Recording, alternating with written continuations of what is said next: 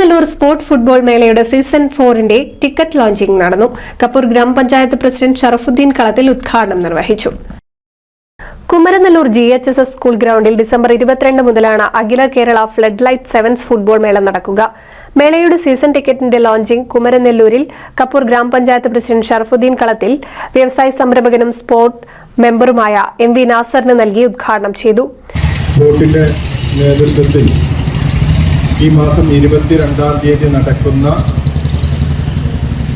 അതിഗംഭീരമായ sevens football ടൂർണമെന്റിന്റെ season ടിക്കറ്റിന്റെ വിതരണോദ്ഘാടനം നിർവഹിക്കപ്പെടുകയാണ്.